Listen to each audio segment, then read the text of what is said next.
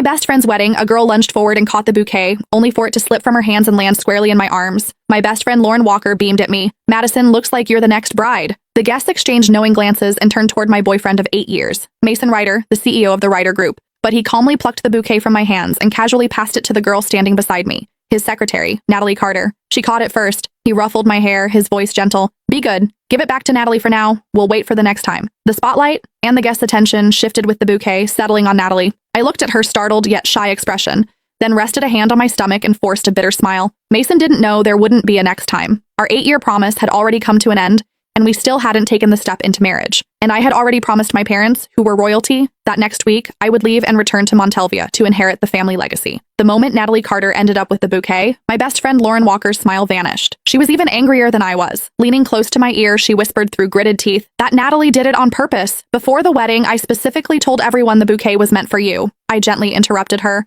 "Lauren, today is your big day. Little things like this don't matter. But you've waited 8 years just to marry Mason," she said anxiously. "And now you're carrying his child. If you still don't have the wedding soon, it's okay." I turned my head calmly and looked toward Mason Ryder. Natalie, holding the bouquet, was sitting right beside him. The distance between them was far closer than what a secretary should reasonably keep. Most of the guests were friends who knew both Mason and me well. Their eyes drifted toward me, curious, sympathetic. Lauren grew even more upset and squeezed my hand tightly. "Madison, I looked into Natalie earlier. She's a calculating gold digger who specializes in seducing rich men. She's been trying to get close to your boyfriend for months. You need to be careful. Lauren, you're the most beautiful bride today. Don't worry about me." I squeezed her hand back and gave her a faint smile. "Besides, I'm not planning to marry Mason anymore. I haven't even told him I'm pregnant." My words were so shocking that Lauren's eyes widened as she stared at me in disbelief. After a long silence, she finally remembered that the wedding ceremony still had to continue. When the wedding ended, Lauren hugged me tightly. "Madison, if you need any help, just tell me. I support whatever decision you make." "What decision?" After she left, Mason walked toward me, calm as ever.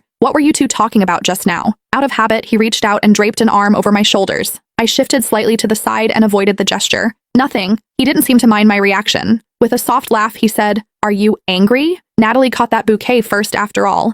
She's a young girl. Of course, she dreams about weddings. Catching the bouquet was just her way of borrowing a little luck. Didn't we agree we'd wait for the next time?" He leaned closer, stroking my hair as he patiently tried to soothe me. "Why care so much about Lauren's bouquet? When we get married, I'll prepare an even more beautiful one for you. You can have as many bouquets as you want." Silently, I curled my fingers into my palm and looked straight into his eyes. "Can we get married this month then?" Lauren and I made a promise when we were kids. Whoever married first, the other would marry right after. We would be each other's bridesmaids and witness each other's happiness. The air seemed to freeze. Mason's hand, which had been brushing my hair, paused midair. A few seconds later, he chuckled lightly. "You're still taking childhood jokes seriously? I'm the CEO of the Ryder Group. A wedding can't be thrown together so hastily."